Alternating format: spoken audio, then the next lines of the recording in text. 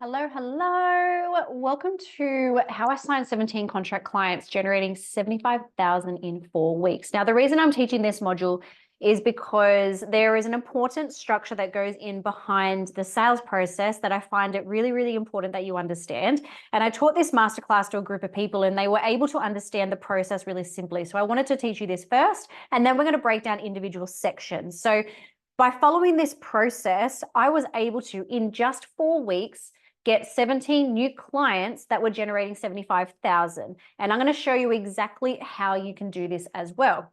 So before we get started, the problem that I see is that a lot of people are going through the motions with their lead generation because they know it's how they get clients. Perhaps you're posting on Facebook groups, doing DM chats, overcommitting to discovery calls, free sessions. We've talked a lot about how to actually get leads, freebies, masterclasses, lead magnets, conversations.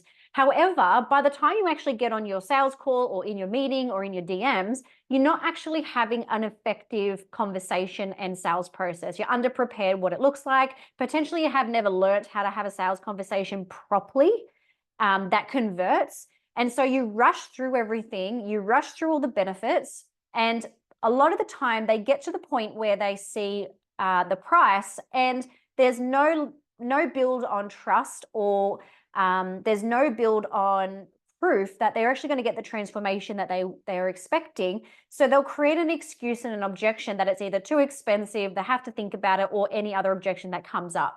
So one of the common ones is price, but another one is also, I'm in another program, I'm just not for me right now, I need to think about it, I need to check with my husband, whatever it works out to be. And I see this so often, and the reason is because you've gone through the process and you haven't actually given them what they actually wanted and made sure that you provided an A to B roadmap on how you were going to solve their biggest problem that they're coming to you for.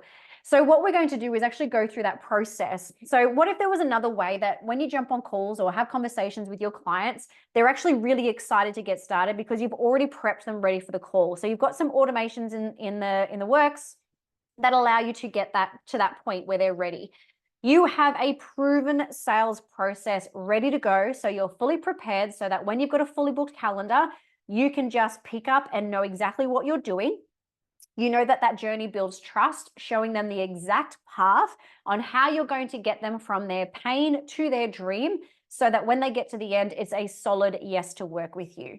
And when they do get to an objection, if there is one, you have an effective script to use that is proven to work without having to discount your offer, and you're able to close feeling really confident about the next one. Imagine if that was you and that's what you can do. And that's what this process does. So I have taught this process. I have used this process. I have used this in sales calls, in DMs, in person. And this is one of the best processes I've ever come across because it absolutely works every time. And I'm going to go through exactly what it is. Before I do, I just want to give you some social proof. I don't usually do this in my masterclasses, but I just want to show you a little bit about what I've done for credibility purposes using this process. So I did work for 5 years in corporate sales and 2 years as a sales trainer teaching this exact strategy. I've converted 36 clients in 3 months, which has generated $130,000 per year, and 17 of them was in 1 month alone, 4 weeks. And I've even landed clients via cold emails up to $55,000 contracts using some of these processes along the way, and even upsold in my DMs from $3,000 offers all the way up to $23,000 offers purely from this process and my scripts that I've used, with a conversion rate of 83% on all of my calls. Now, the reason I show you this is not to toot my own horn, but rather to show you that it can be adapted into multiple different ways. You can do it in conversations on the phone, in emails, organized meetings, DMs, and as long as you've got the structure in the process and you know it, you can follow along and do it yourself as well. So there's 7 steps to this framework, and I'm going to go through overarching what they are, and then in the next few modules, I'll go into detail specifically of what they are. Now, the first one is called the trust builder. Now, that's your general conversation that you have with them when you first meet. And a lot of people skip this because they haven't learned the skills or they feel uncomfortable having chit chat.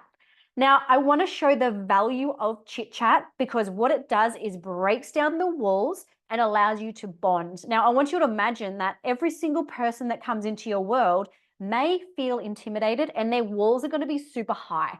So for you to be able to talk to them properly and qualify them and get them through the journey of the sales process, you need to kind of chip the wall down a little bit at a time so the trust builds ready for when you ask for the sale at the end. So ways in which you want to build trust is, some silly ones are the weather, but you want to ask about their day. What did they get up to? Do they have family and children? Ask them what it is that they love about what they do if they are in certain business, depending on where you're at.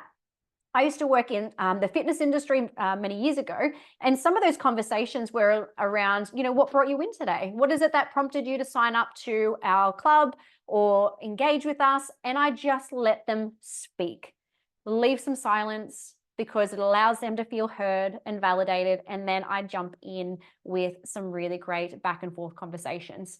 I've even talked about cows with a client purely to have that bond at the start.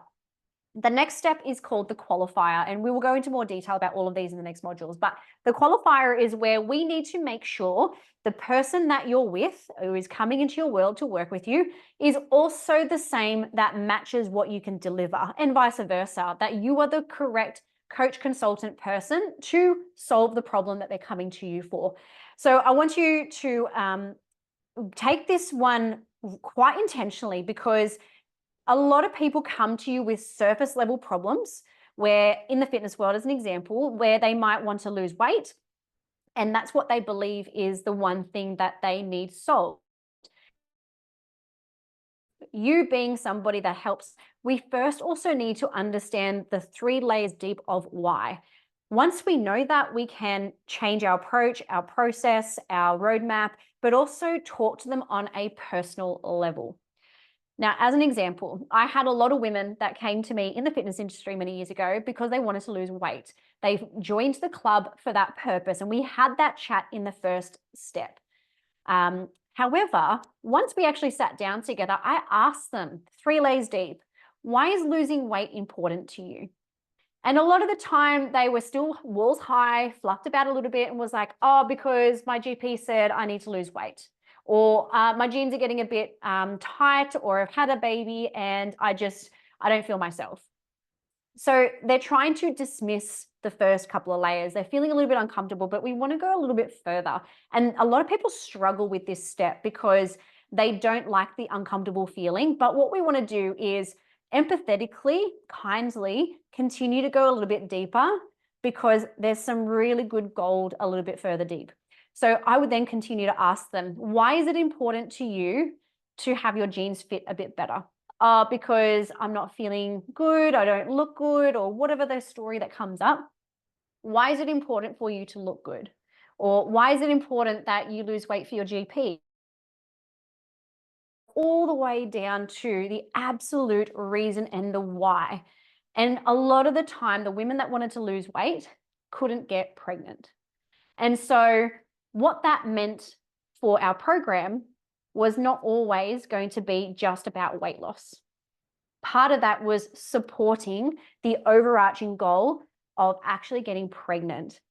And by getting to that point, walls are broken down.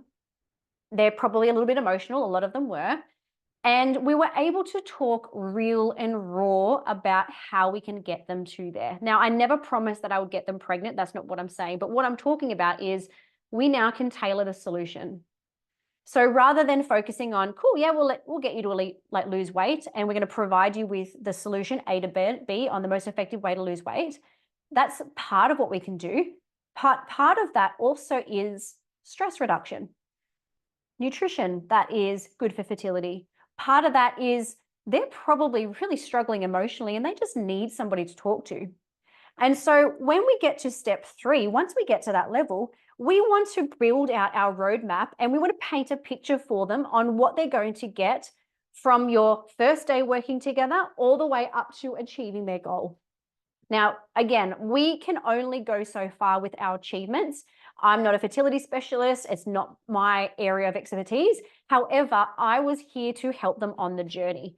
And so in step 3, we would talk about, cool, if we work together, this is what we're going to work on.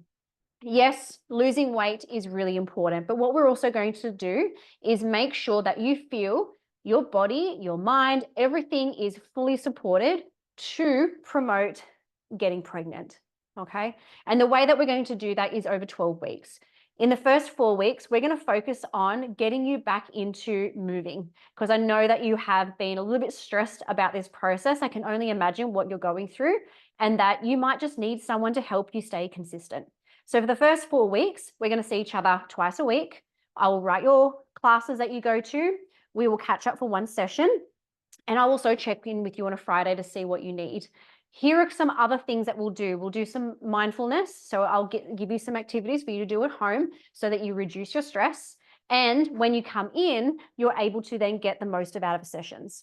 You will start to see results in energy 4 weeks in, as simple as that.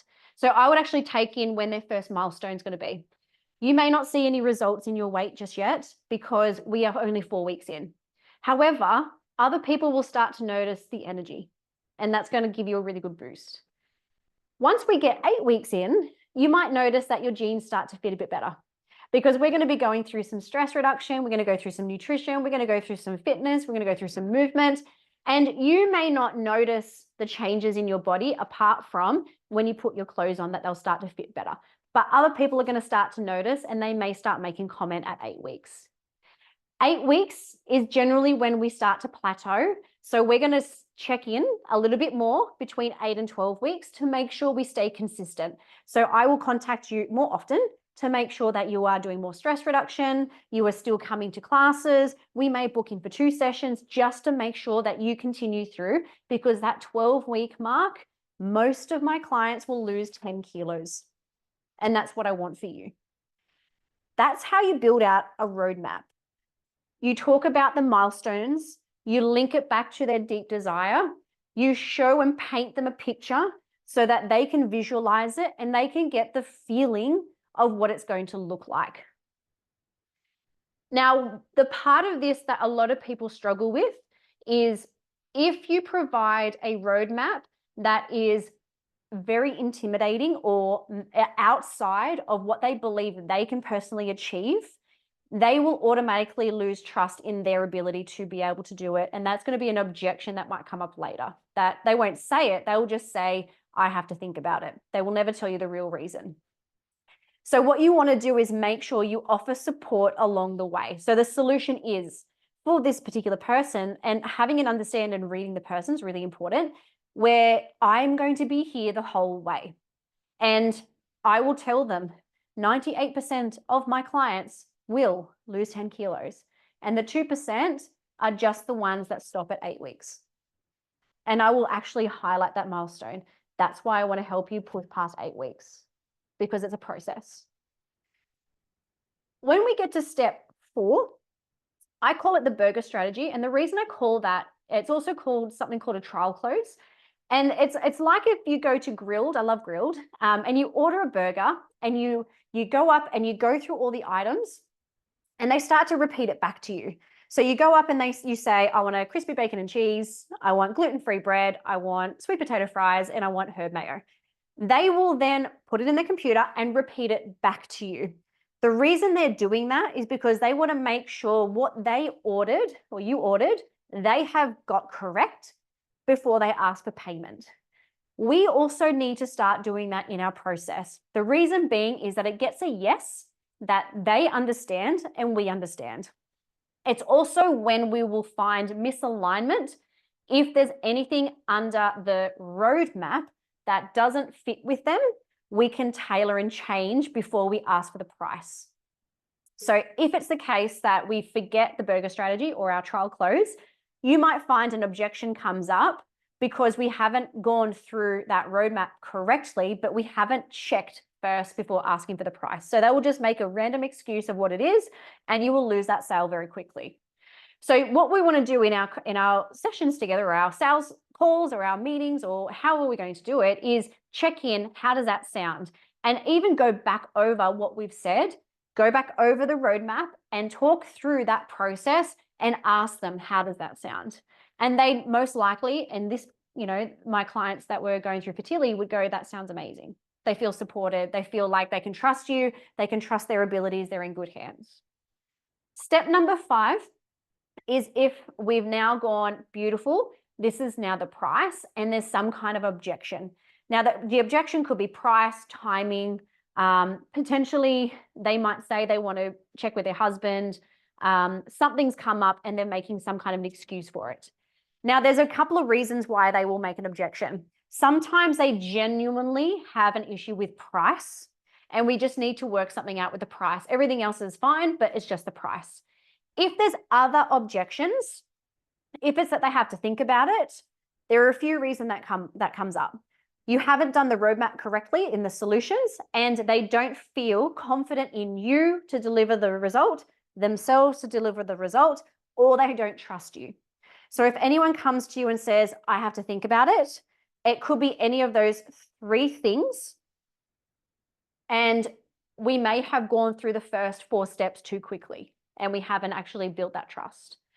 Sometimes it's price as well, and they will use, I need to think about it, as the reason because they've got a money story and they just don't want to say about the money part. If it is price, I want to make it really clear that we do not discount our offers as a way to overcome objections. The reason being is that it's not the price that's the issue, it's the price and the timing that's the issue. Potentially they have money stories and the value of what you're wanting to provide is appearing lower what their price point is. And so they're trying to stomach the fact of, is it worth it to them? And that's where the value money thing needs to come into account. So you want to make sure that roadmap and the dream outcome and the value they're getting is hugely over what the price will be. The other thing is if it is a really expensive offer that you're having and that price is an issue, potentially they just need an alternative way to pay or an extension of time to be able to say yes to your offer. So as an example, I did this same framework in my DMs with a client, and we had a $23,000 offer that I pitched to her in my DMs. She'd said yes to a $3,000 offer, and we were talking about additional services together.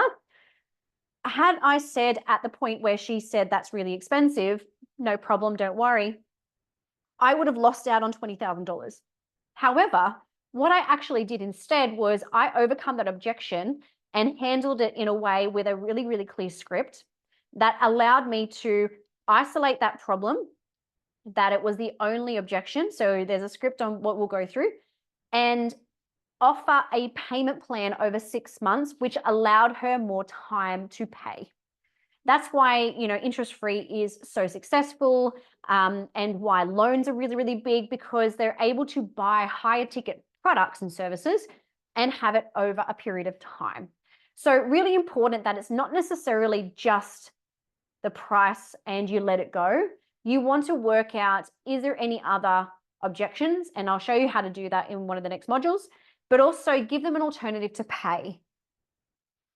The next one is one of the most missed ones, which sounds so simple because it's so funny to look at this on the outside, but we find that so many people really struggle with asking for money. Whatever the money stories are that we've grown up with, we don't like asking for money. It feels uncomfortable to a lot of people. And so they don't ask for that part. They just kind of like hope the other person or the customer asks, and then they'll give it to them. But if they don't ask, they won't, which means you're leaving so much money on the table by not having that conversation with them.